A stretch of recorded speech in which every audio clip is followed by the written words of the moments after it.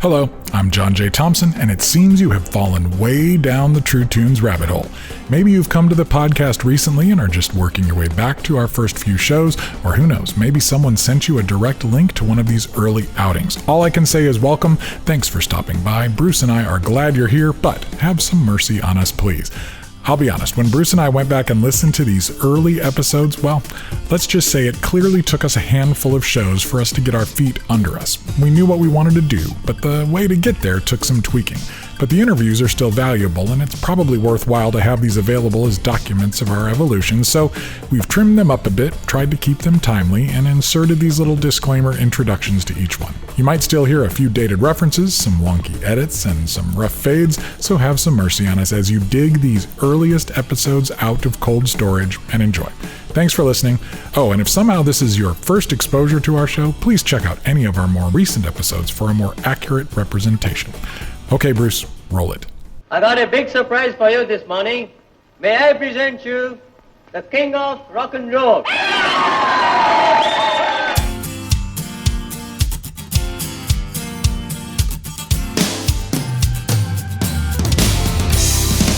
Hello, I'm John J. Thompson, and welcome to the True Tunes podcast.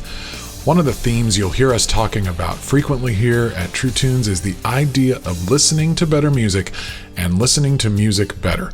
One of the aspects of great music, and one that seems to be missing from much of it today, is its power to enchant us, to charm us, to welcome us into a beautiful space.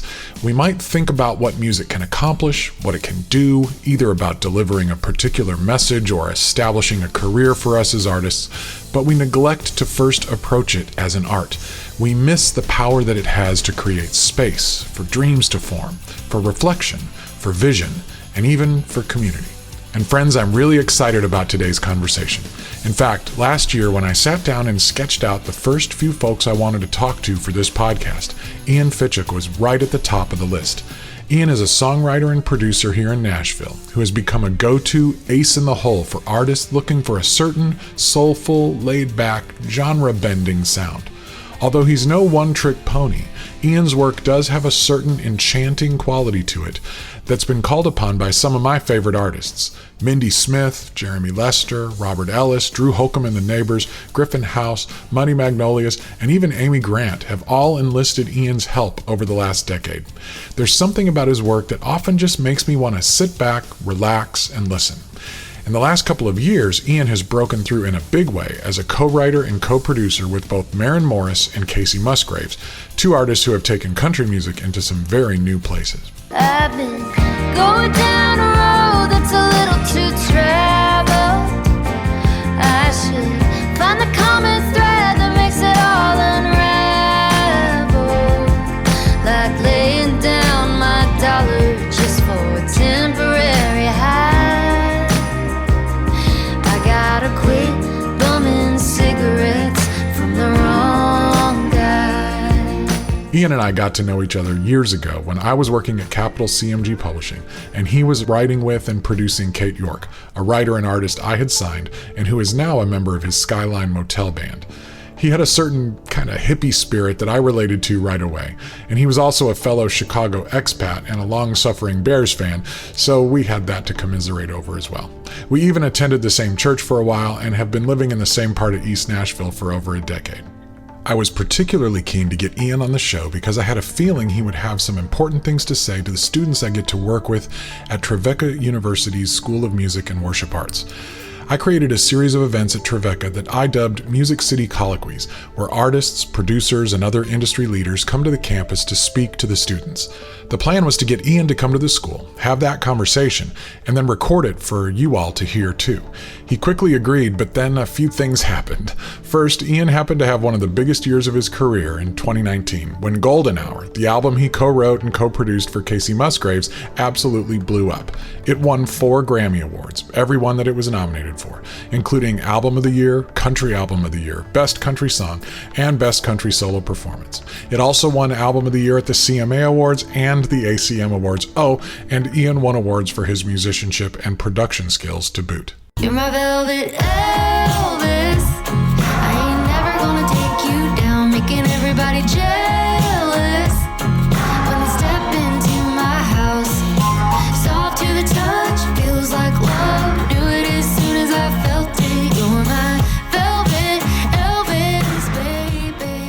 So while he was willing, it was hard to find time. Then, when the coronavirus grounded us all, I got an idea. Although he was still working at his home studio, Ian had a bit more time than usual. All of our events at Trevecca had to be canceled this spring, and I've been wanting something encouraging and inspirational to send to all of the recent graduates and all those young artists still in school trying to figure out how to make things work. So I asked Ian if we could record this conversation one recent evening, and he agreed. Even though we were in quarantine and it seemed crazy to be doing an interview online when I could jog to his house from mine, the shutdown offered us both an opportunity, and we took it. Now, you're going to hear lots of ambient sounds on my end of the conversation. The only relatively quiet place I could find was actually outside my house, so you'll get to hear all the natural ambience of my East Nashville yard, birds, dogs, revving engines, and all. Hopefully that just adds to the vibe for you and isn't too distracting. So let's walk out to the deck and hang out on the computer with producer, songwriter, and multi-instrumentalist Ian Fitchuk.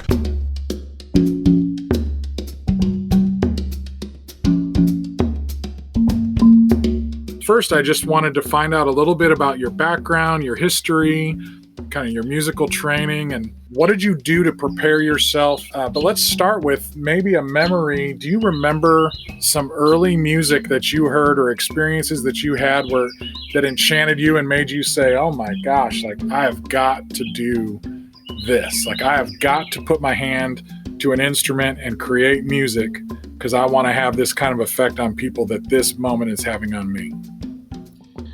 The earliest memories that I have were just playing along with the music that was on in the house. And my parents got me kind of the pots and pans situation, and I would play along and just jam. At that point, that was so early on, I don't remember what music was actually being played, but there's photographs of me sitting looking out the window with a set of pots and pans and a old radio, and just kind of playing along and just resonating with that.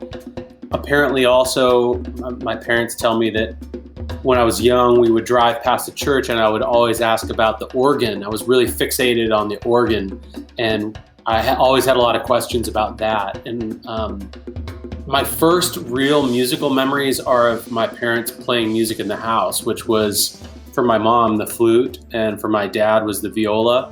And there's something when I think about it now about listening back and hearing music from another room in the house that has some kind of magical quality to me, where you're not necessarily participating in a concert or actively listening to some music that you want to listen to, but there's just music flowing through the house in a very natural way that I look back on now and realize what a gift that was. And anytime I hear the sound of like flute music, especially, I'm transported back to hearing my mom teaching students in her office downstairs. And then of course, growing up in the church, that was such a formative moment for me to realize the aspects of music that are, in my opinion, my favorite aspects, which is just community and listening and the idea of kind of bringing people together.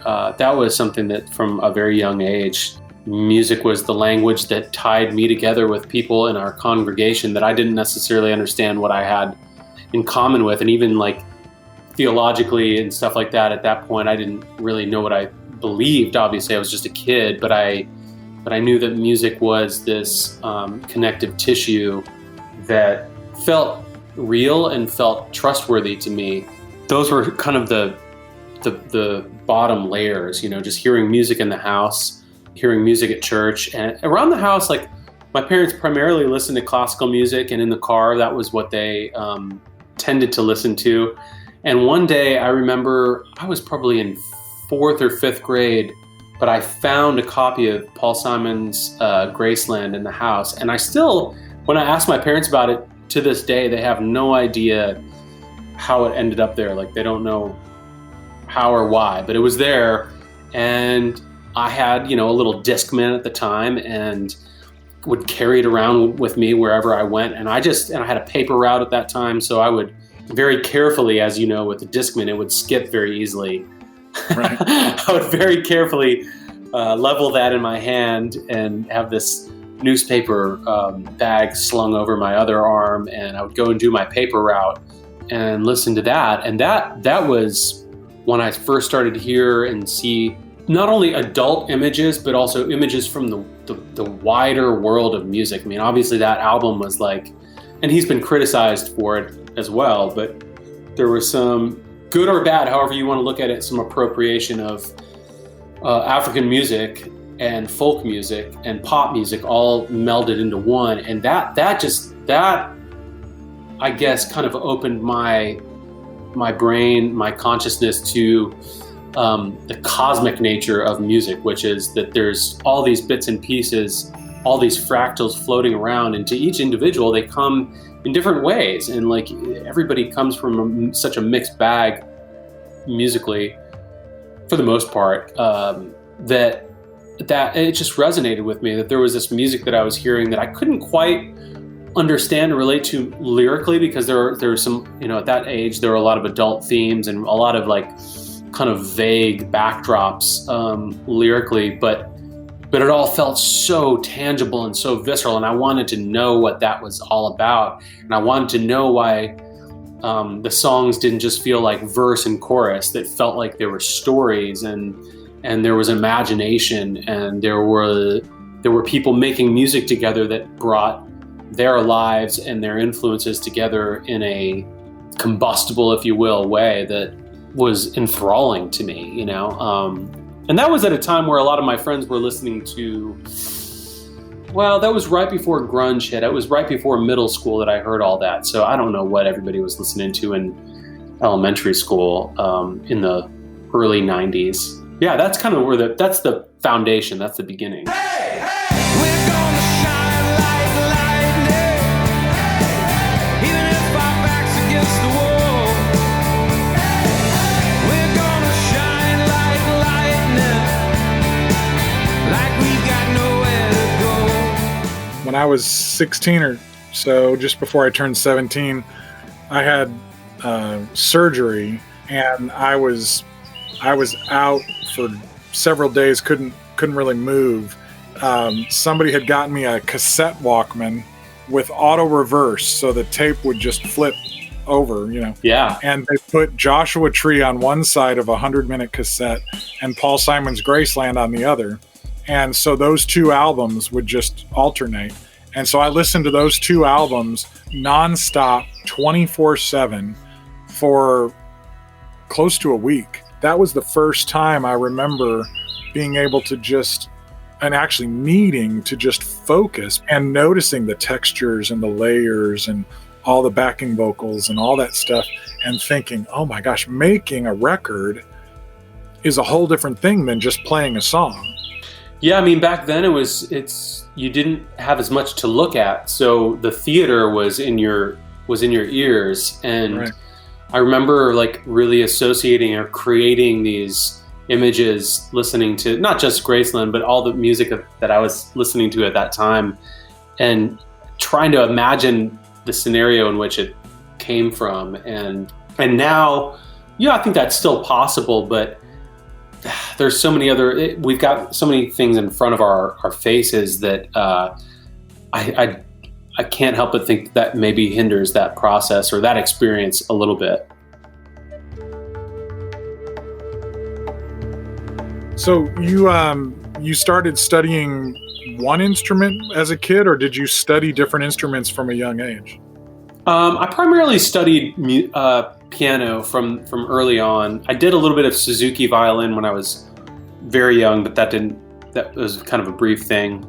And then I studied piano from the time I was, 5 or 6 until the end of high school. I wanted to quit in high school, but my parents were like, no, you're gonna keep going. And along the way, I kind of taught myself guitar, and I took a few lessons on drums, but I primarily just learned drums kind of through playing in church and playing in bands in junior high.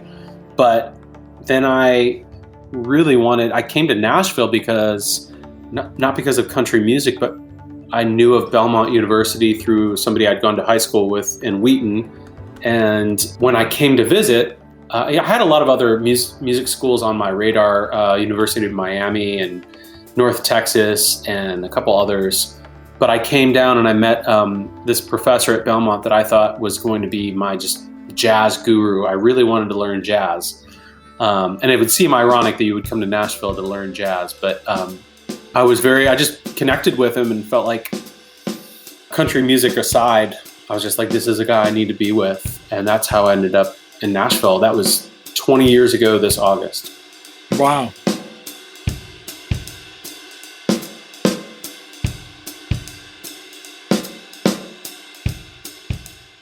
And so you went to Belmont and studied jazz at Belmont, and did you expand the instruments that you were approaching at that point at Belmont, or did you stick to piano? I dropped out in the middle of the first semester. Oh, because you joined a band. You joined a band called Llama, right? Yeah. So the first week that I was in Nashville, I met some kids that had a record deal, and of course, to me, that was the impossible. That was just like, I never knew anyone that had a major label record deal, and I thought that was so cool. And we started hanging out. They didn't have a keyboard player in the band at the time, but we just spent a lot of time together jamming. And they're like, you should come on the road with us. And all of my music professors were like, you should go on the road with them.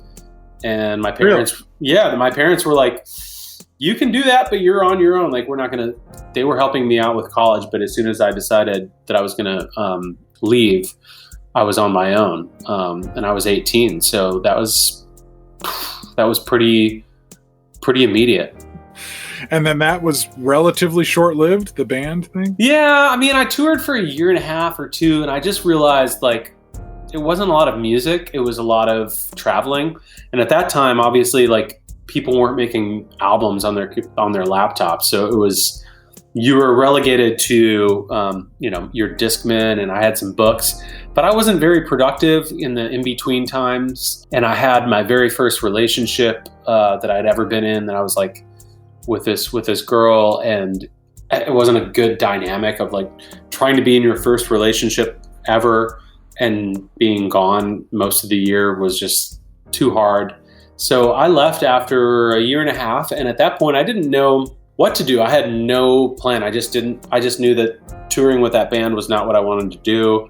Didn't know what my options were with music. So I actually re-enrolled at Belmont part-time as a theology major for a semester.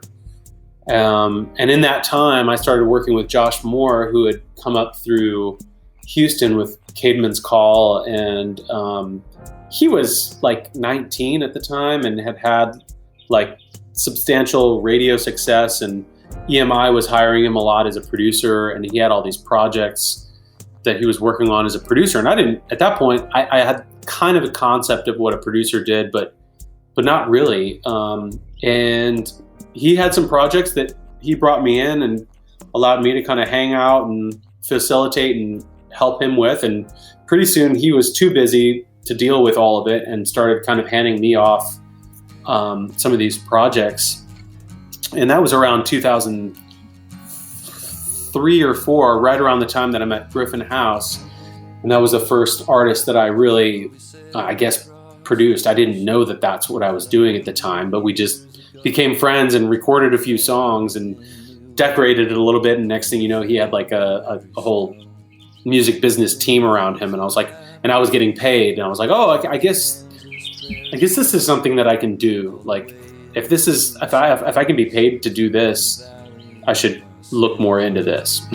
Somewhere east of Eden, when I'm buried in the ground, I'll be singing like a guardian angel looking down. Whoa, whoa, whoa, let my people go.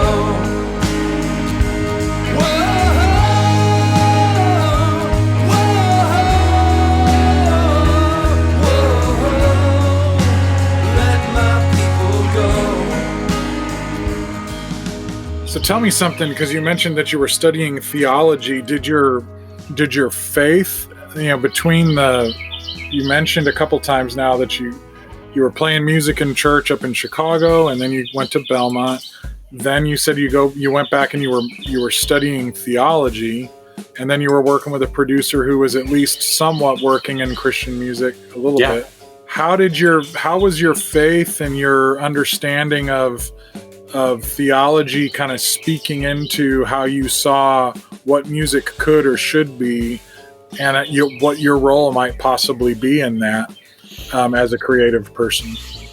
That's a great question. It's hard to say because I was experiencing so much at the same time. I was experiencing my first real heartbreak and the end of my first relationship, and I was experiencing the death of kind of a dream that I thought was about to come true with this band. I thought we were going to be playing for stadiums and be rich and famous, I thought.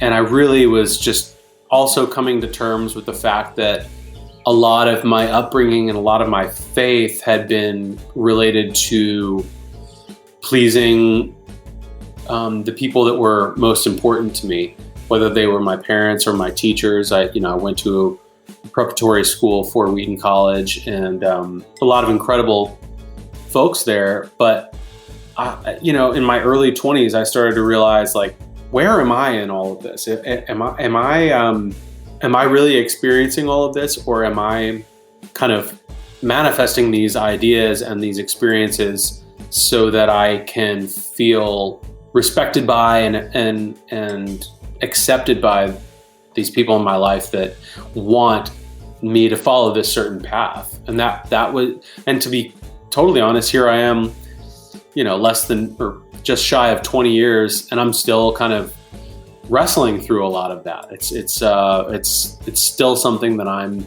trying to figure out.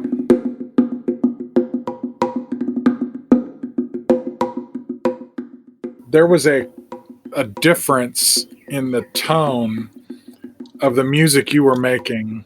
The first time I heard it, I was working at Capitol, and you and Justin were producing mostly indie artists and bands, and then you were writing stuff that was getting pitched for film and TV stuff. And I remember one of the artists that I had signed at Capitol and was really excited about, and she's an amazing writer, was Kate York, and you guys working with Kate, and just hearing those songs and thinking, my whole career since I was a kid, one of the overarching themes you could see was that I never liked this idea that Christian music should be somehow separated from everything else.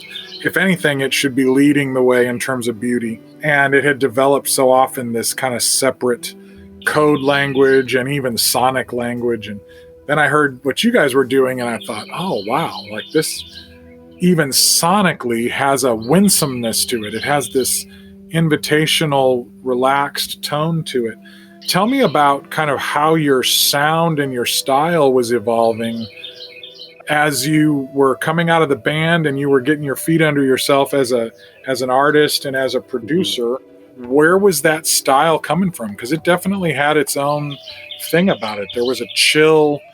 It's hard for me to answer that question because I'm experiencing this, especially right now, during this quarantine, is that I associate a lot of my history and my path with the people that have been alongside me for particular seasons. And during that season of time, I was spending a lot of time with Justin Laux. I was spending a lot of time with Kate.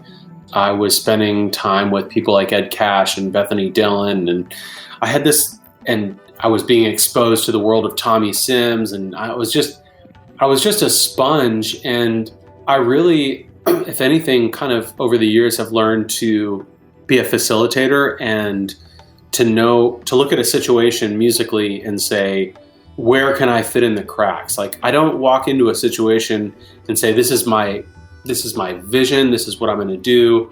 This is how you're going to serve it. This is how you're going to do this.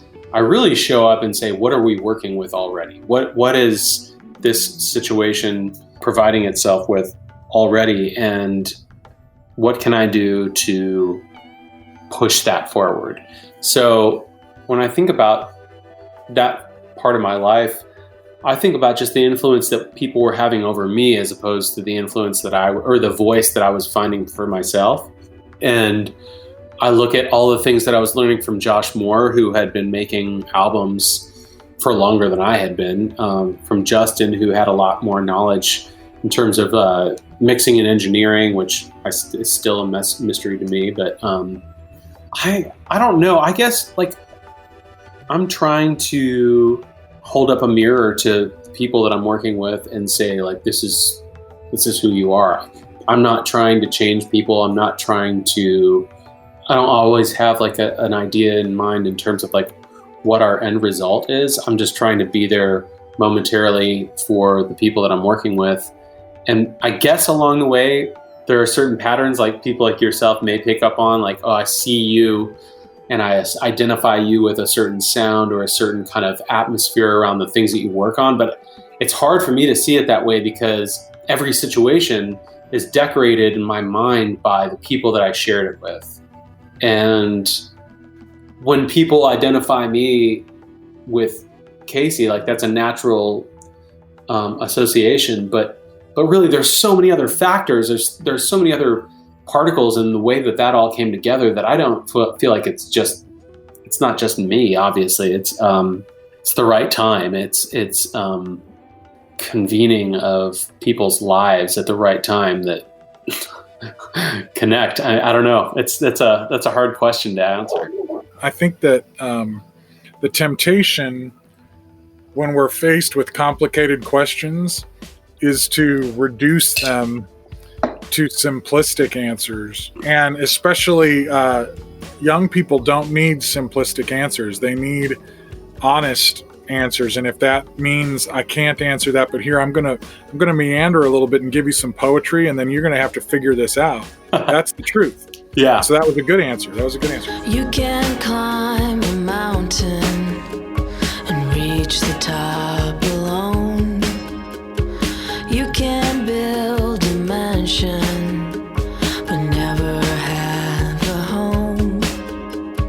You can keep anything you want, but still have nothing to show until you give it away. Maybe that's the thing about love. You gotta give it away. You can't get it back without giving it up.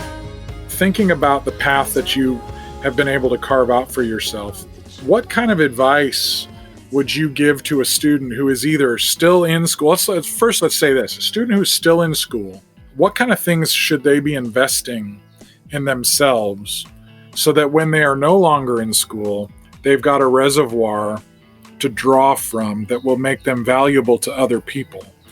What are some key things that they should be investing in themselves? I think the ultimate one is knowing how to cultivate your own creativity, the habit of creativity. And I think that there's this danger sometimes of saying, I'm going to wait until inspiration strikes, or I'll get to that song as soon as it just strikes me like a lightning bolt. And I think what I've learned is that there's a habit that you need to create regardless of the outcome, just for creativity to be a normal part of your life. And that's actually something that's been kind of really relevant for me now, because at the beginning of this year, I on my vision board, I said, too much of my time is spent accounted for, meaning every day on my calendar, I'm supposed to be writing with somebody, or I have a project that has a deadline, or I have, there's objectives behind all of my creativity.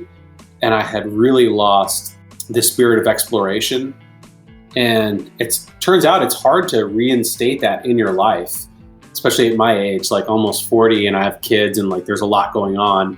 To create that space in your life that feels dedicated to, it's not success or failure, it's just exploring, I think is really important at a young age, to forget the assignment, forget the goal, and embrace the feeling actually of not knowing where you're headed, but just going with it and exploring. I think that's one important idea. And the other would maybe be collaboration. Obviously, it's take a look around and see who is next to you, and especially the people that you think that you have the least in common with are oftentimes the people that are going to open the the widest lens for you.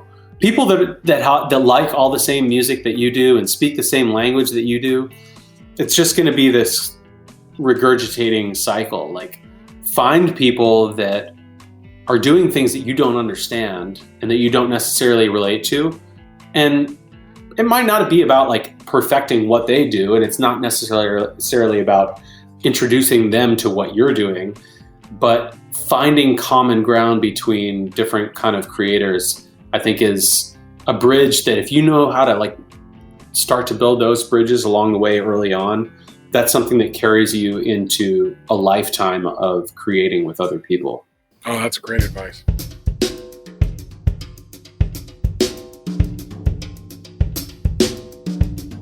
Last year, you were nominated for, was it the ACMs or the CMAs? I always get them mixed up, but you were like bass player of the year, drummer of the year, keyboardist of the year, and then something like multi-instrumentalist or miscellaneous instrumentalist of the year. It was crazy, all in 1 year. Award things are tricky because there are a lot of politics involved, and the point is, what I was getting at is you have a broad range of skills that you're able to draw from. You obviously didn't just stay at the piano. What's interesting is I primarily thought of you as a drummer for some reason. I thought that was your main instrument. So how do you advise young artists to constantly be stretching and growing as musicians, and even in terms of expanding their palette musically? How can they be picking up new instruments and new genres and learning new styles that they might have thought that they weren't interested in?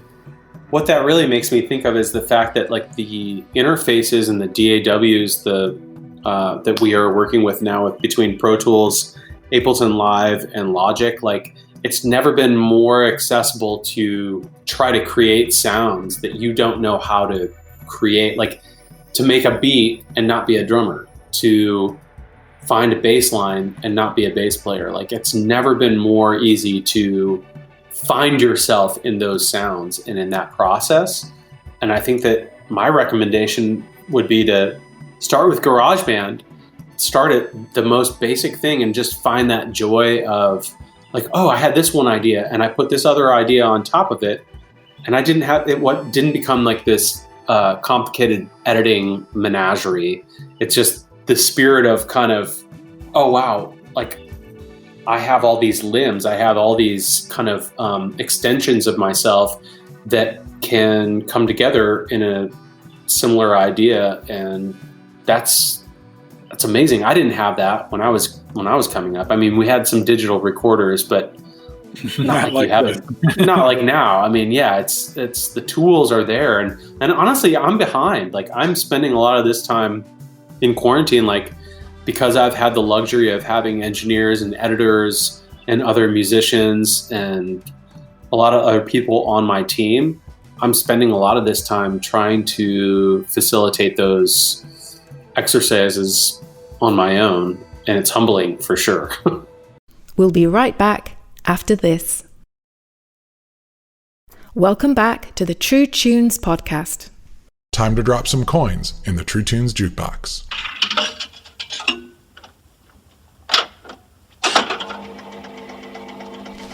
Oh, how I feel for the sky, overused by poetry and rhymes.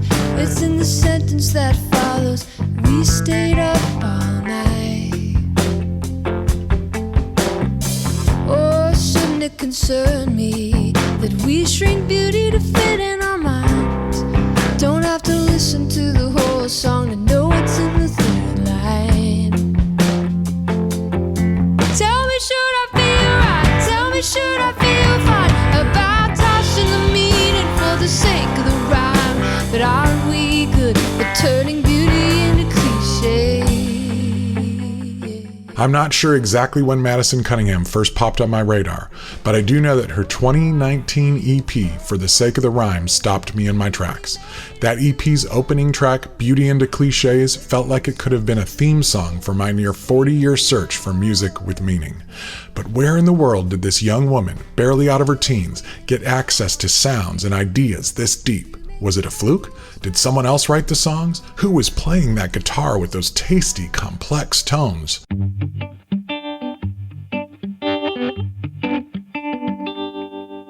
I put my finger on the pulse just to make sure it's still beating. But I don't know how I can console this tireless, terrible feeling. A little conversation won't hurt you. I'm not an equation you can just cancel out. Give me a window to your heart, one that I can put my eye to. A clear shot into the black we've been standing in. But you give me a location to your heart. It was her, all her. And as I sat in a pool of my own prejudices, she just kept writing and releasing music, single after single, often remixing and reinterpreting songs as she went, before eventually offering up a stunning full-length album called Who Are You Now in 2019. With the support of Verve Forecast Records, a division of Universal Music, and Red Light Management, she is poised to break through in a huge way. In fact, a recent Nashville show sold out so quickly I couldn't even get a single ticket. There's a song in my head, oh, a line that never stops playing. I'm not sure how it ends. I can't remember when I heard what you were saying.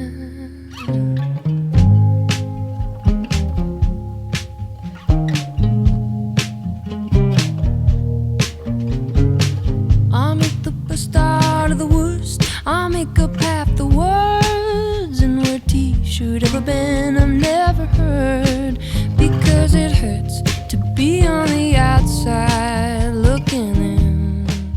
Who Are You Now has the perfect opening song, Pin It Down, a track that lyrically and musically reflects the willingness Cunningham has to boldly defy genre boundaries, not to mention the expectations that the market often places on female artists.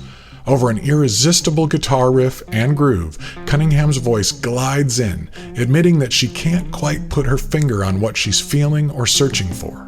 The groove fits the dissatisfied lyric perfectly, and the vocal is beyond inviting, carrying references to Sheryl Crow's debut, but somehow digging into a deeper, more personal place. When I stand back, I see a little clearer now.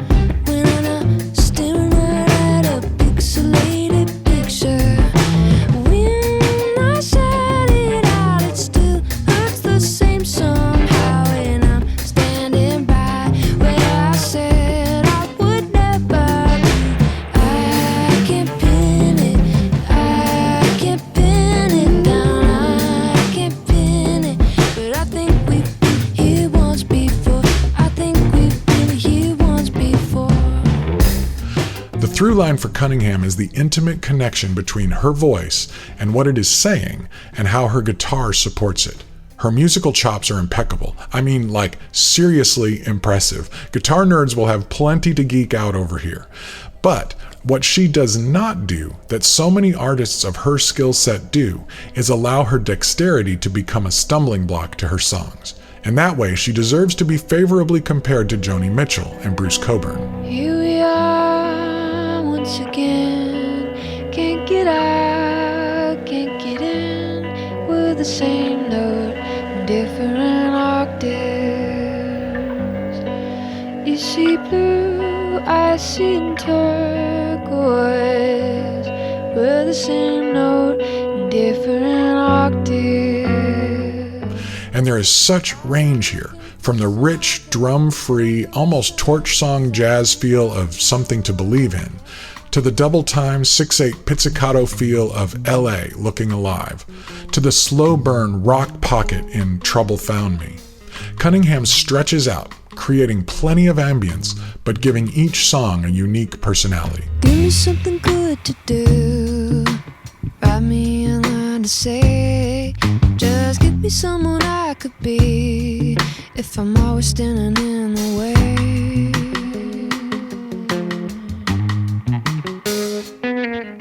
Or am I just a paper doll looking for a pair of scissors that won't cut me into something small but cut me free from the danger?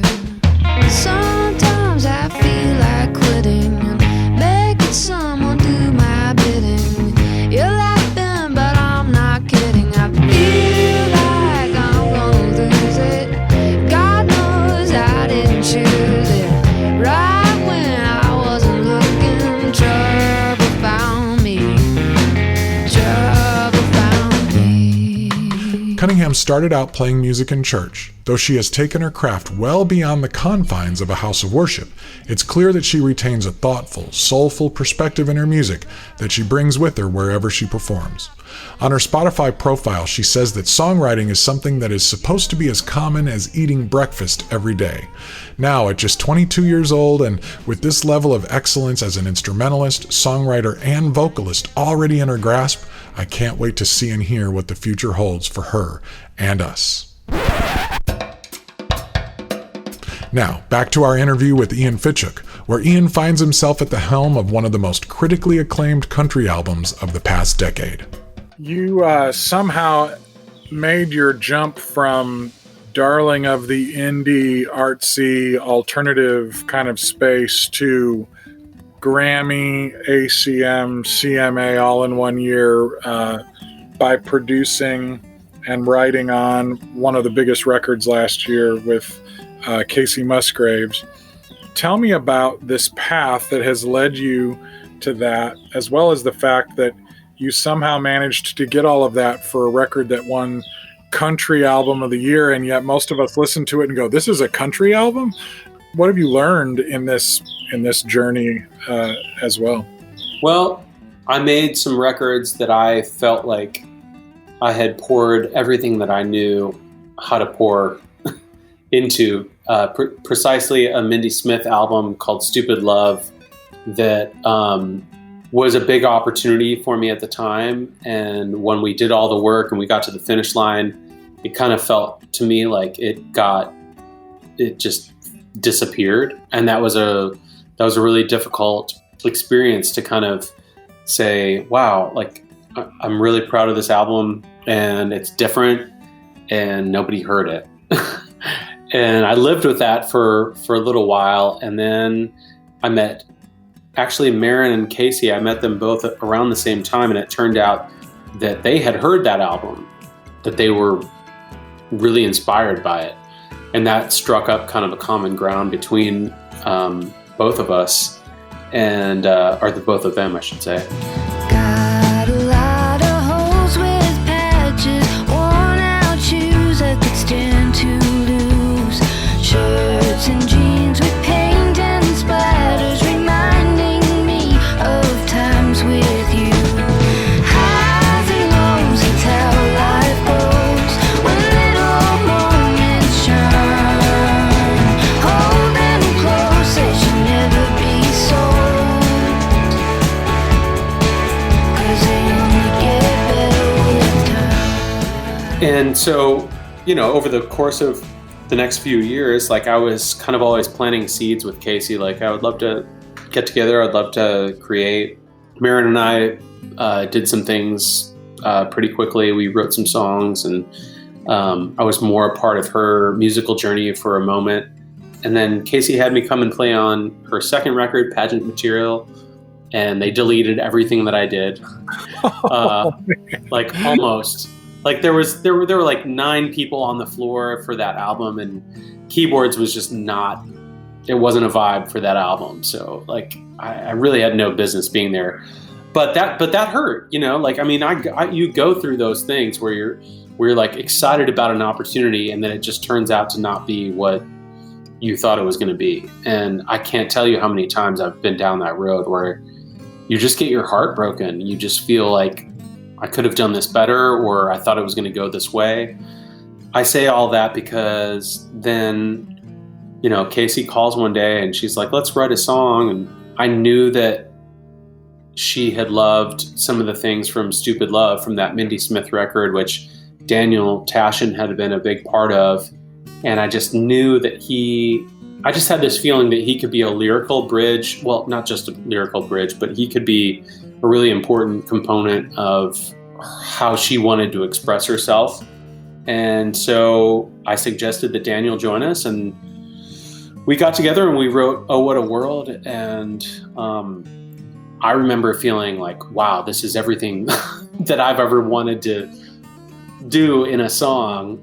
And I don't expect that anybody else will like this. Like, this is like, it's too good. No, like, just like, if it's something that I really like, then I don't know. Like, right. No, I agree. Yeah. So, I kind of let it go. And at that point was still recommending to her like all these other producers and all these other ideas. I was just saying, like, I just want to help you and be a part.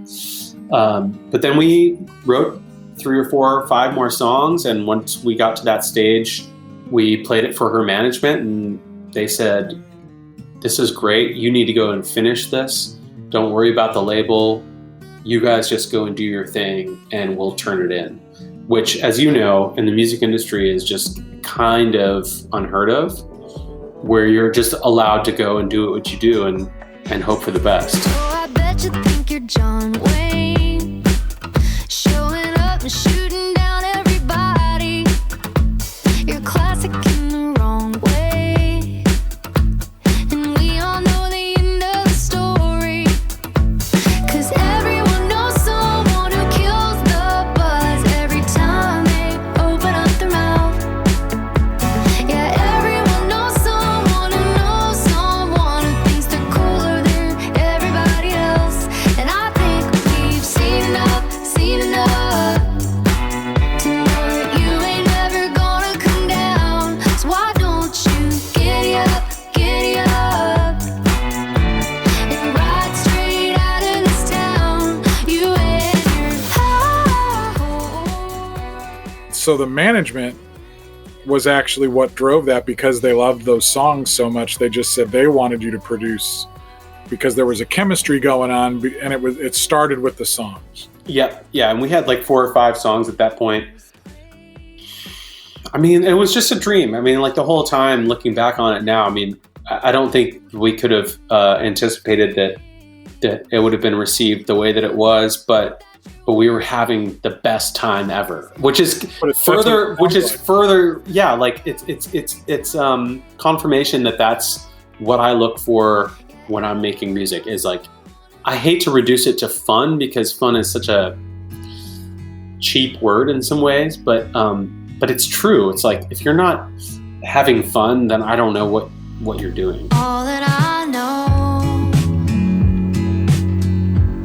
is you caught me at the right time. Keep me in your glow, 'cause I'm having such a good time with you. Baby, don't you know that you're my golden hour, the color of my sky. You set my world on fire, and I know everything's gonna be alright. So can you tell me a little bit more about how, like, let's take that song Oh What a World as an example. Kind of walk me through how that song came together, what each person of the 3 of you brought in, and then even how it came together when you went to start to record it, and the melody, that descending line, Yeah. and the Laurel Canyon kind of, it doesn't fit at all with the modern country thing. It doesn't fit. It's like on an island of its own. So just kind of walk me through from the songwriting process through making that track, kind of how that happened. What I remember is that Daniel had kind of a chord progression that he had come up with before we started that day. And then Kacey's always been really good about having a lot of titles. And Oh What a World was a title that she had. And kind of the way that we started to really find our groove was like I'd be sitting at the computer and I'd be kind of getting some rhythms and some chordal things kind of based around what Daniel was playing and based around what she was saying. And the next thing you know, we have this like living organism that's just kind of spiraling into a song. And it was very basic. I mean, like I just had kind of a drum machine loop and an acoustic, kind of chord progression. She had the idea for the vocoder, but we didn't really mess with that until later on. And I don't know, it's hard to describe like our process because it just feels like we're hanging out. It just feels like people very casually shooting out ideas and then kind of joking about other stuff and then coming back to it. And at the end of the day, you have something and you say, well, we got a song. And I remember listening to it on I-65 on my way home and saying, I love this. Like, I don't know if anybody else will like this, but this feels good to me. And then to skip forward to the way that it responded, you would think that would give you all the confidence in the world to say like, well, you were right. Like your intuition was right. But it turns out like no amount of success can make you feel like you're always right. So I'm in here day in and day out just going, I don't know. We'll see. Like, it's not to be defeated about it, but it's elusive. Well, isn't there also probably pressure? There's probably some of the same label people that say, "Oh no, that song's not a single. Oh, that song doesn't fit. Oh, it's not country enough or whatever." Now they're probably the ones going, "We need another What a World," right? Like, give us another song like that. Yeah, I mean, it's funny though because we didn't really have like radio success with Golden Hour. It was more of critical or global. It was more of a moment. I don't know if I've experienced that as much as I would have if I had like a top 40 like number one or something like that, which I do want. I'll keep my ears open for you. Yeah, it's just I'll take one of those worldwide, global, smash, critical. Everybody, no one likes it, but everyone kind of songs. I'll do that. Yeah. Northern lights in our skies, plants that grow in, open your mind, things that swim with a neon glow, how we all got here, nobody knows, these are real things, these are real things, oh what a world, don't wanna leave, all kinds of magic all around us, it's hard to believe, thank God it's not too good to be true, oh what a world, and then there is you. So, do you find that that this is changing the kind of work that you're focusing on? How does a hit like that alter your plans, or does it? It definitely has opened up a lot of opportunities, and now the trick is differentiating between opportunities that people are looking for name recognition or are looking for the actual like energy of me, because it's easy to look at credits and say, oh well, this guy did album of the year, like that's great, but what they don't understand is that I'm just one part of the puzzle. So I have to work through that, where I'm working with an artist for the first time and they may not even want their music to sound like Kacey Musgraves, but they just want it to be successful. So I am learning to sniff those situations out, and if somebody's really excited about exploring and about picking my musical brain, then I'm interested. But if it's just because it's like kind of a flavor of the moment, I have to politely walk away. You can't find it sitting on a shelf in a store. If you try to hide it, it's gonna shine even more. Even if you lose it, it will find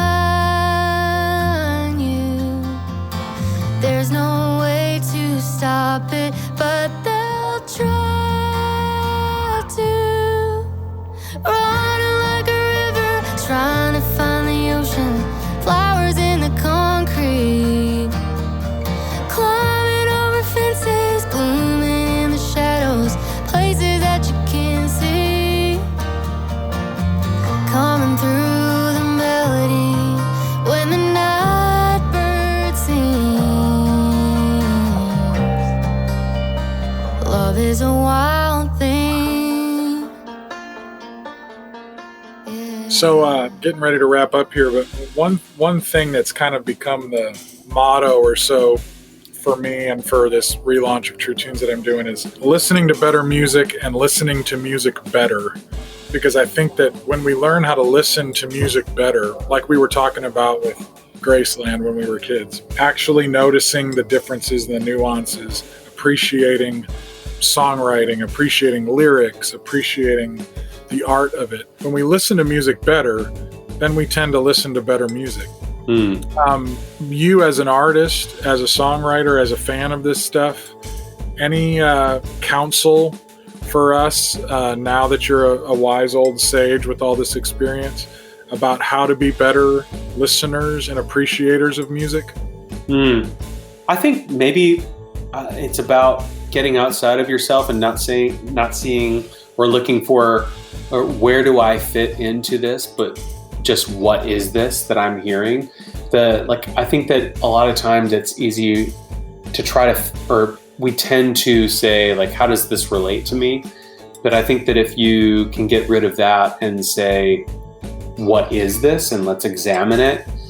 Then it opens your mind up to another part of yourself that you didn't realize that you had. There's probably a better way to articulate that. But I'm thinking of the Fiona Apple record. Oh, it's fantastic. But there's not a lot for me to relate to. I lyrically, and there's a lot of jarring elements, but instead of being like, oh, that's very different and it's very obtuse and I don't necessarily know what she's talking about, I haven't had that experience. Instead of kind of like building that wall, leaning in and actually spending more of a moment to say, what do I have to learn from this? And how can this change the way that I look at things? I will shine like the golden sun.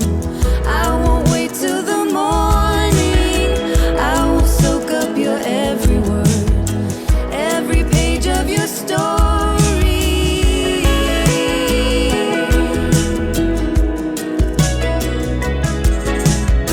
I will go where the waterfalls find their way to the ocean, like a river that's underground.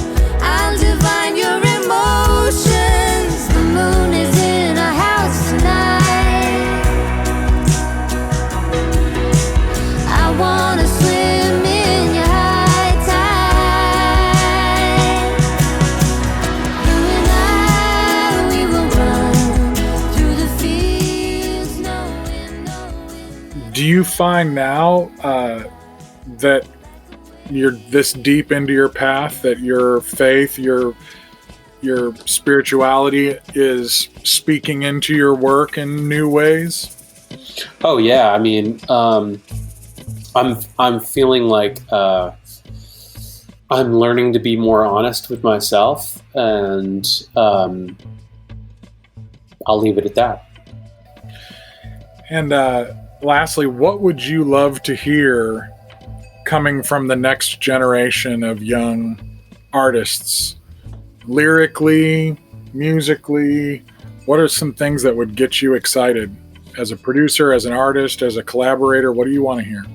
Joy, optimism, and challenges. What do you mean by challenges? Like you mean all of those things at once? So talking about joy and challenges at the same time, is that what you mean? Possibly, or just things that I would just love to be challenged by the things that I'm listening to. But I always want to hear joy, and I always receive optimism. So, and it's hard to write about those things. So you're pretty young to have hit some of the mileposts that you've hit. Do you find yourself thinking, okay, now I've got a new goal? What are some of the goals that you set to keep things interesting for yourself? Wow. I mean, I just feel like I don't know anything, honestly. I feel like I'm just at the beginning, and this quarantine has really, like I said, highlighted that, because I'm such a collaborator that, like, I'm so used to leaning on engineers, other producers, other songwriters, editors, like artists, like all these people that I feel like I'm always a part of this blob. And now it's reduced to just like what I can do in this little space that I'm in and how well I can file transfer. And it's beyond humbling. It's kind of like I have to learn everything all over again. So that's kind of how I'm feeling right now. And I'm trying not to absorb that as a negative feeling, but as an opportunity. Our thanks to Ian Fitchuk for a challenging, entertaining, and yes, enchanting conversation.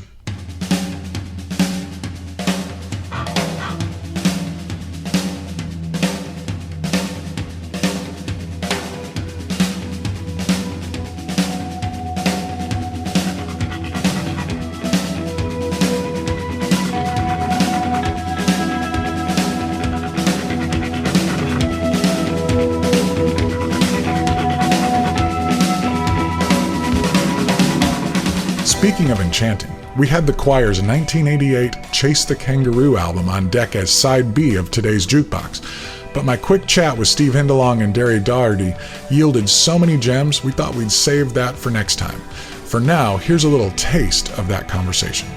With Chase the Kangaroo, there was such a shift there into stuff that was both sonically and lyrically invitational into an experience, and less didactic, less narrative, less specific. And so we're talking about things being enchanting, where you just, here, come into this room and let's just have this experience. I'm not going to tell you what to think, but I am going to kind of inspire you what to feel. I'm going to decorate the room in a certain way. Mm-hmm. That record to me feels like that had that effect on me. What was going through your hearts and minds as you approached that record? What encouraged you to take those turns with Chase the Kangaroo in particular, sonically, musically, and lyrically? It was very experimental, and it took a long time, way longer than any other records. Yeah. Many months.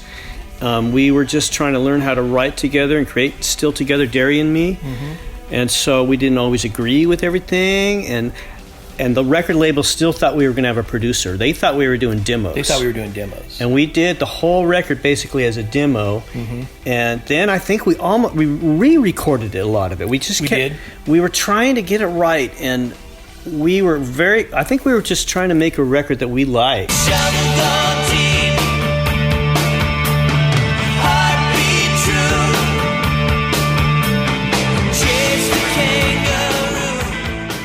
And as I get up on my soapbox this time, I'm thinking about this idea of enchantment and how it might apply to us as artists, especially artists whose work contains some kind of faith perspective.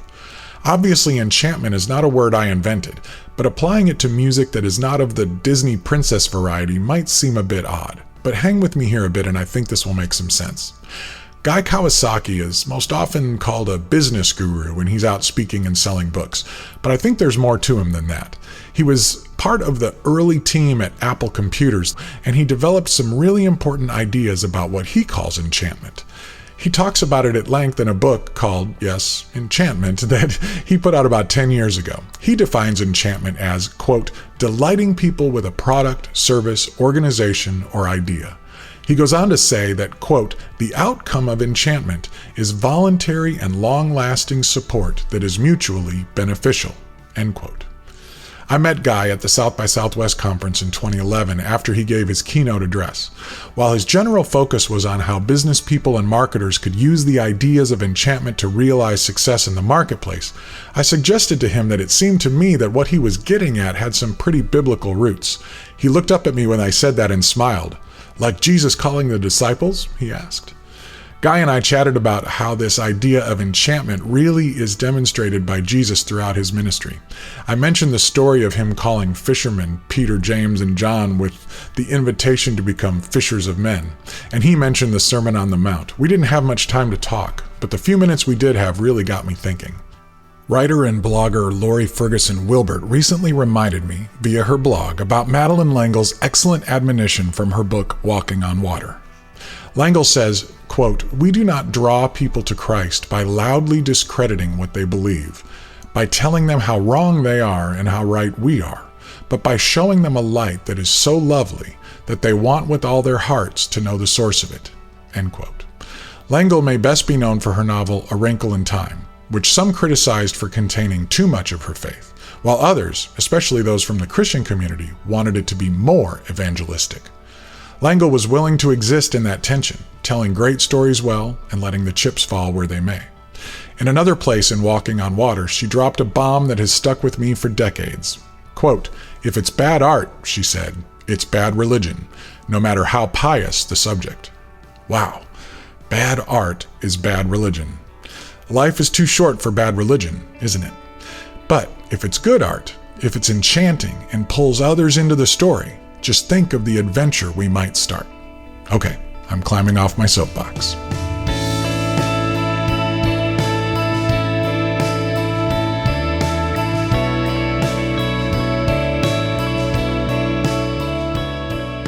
And before we wrap it up, I really want to thank our sponsors at visiontrust.org.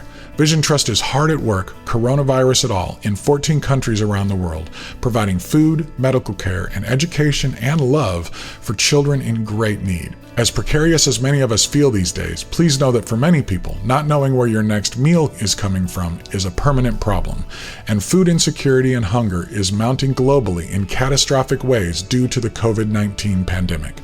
Vision Trust was on the ground before the disaster, through this disaster, and will be after.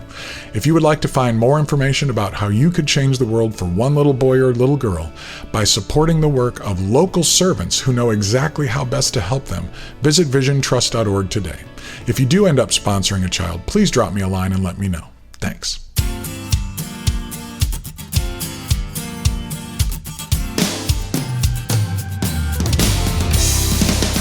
That'll do it for this episode. Please make sure to leave us reviews wherever you listen, especially Apple Podcasts if possible, and tell your friends. Also head to truetunes.com and sign up for our email list for a chance to win some of the cool stuff we offer from time to time, and to make sure you don't miss our articles and news.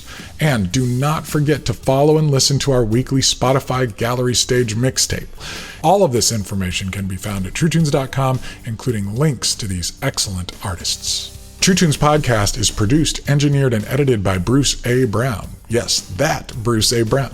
The contents of the podcast are protected by U.S. copyright law and are the intellectual property of Gyroscope Productions, with the exception of songs or clips that are from previously copywritten materials. Everything on this episode is used by permission or under fair use provisions. The program is intended for the private use of our listening audience.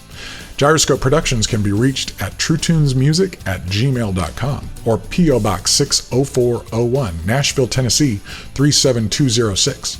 And if this is your first time joining us for the podcast, welcome. I hope you've enjoyed your stay. We have several previous episodes for you to catch up on, including our conversation with Grammy-winning producer Charlie Peacock, guitar legend Phil Keggy, gospel rock pioneer and music industry legend Eddie DeGarmo, indie artist Krista Wells, NF and film and TV music producer Tommy Profit, artist, producer, and filmmaker Steve Taylor, and much more. Dive on in and catch up. Until next time, this is JJT saying get out there, safely of course, and enchant. Make something beautiful. When you find something beautiful, talk about it, celebrate it, support it. The ugly stuff has had its day. Time to turn the page. See you soon.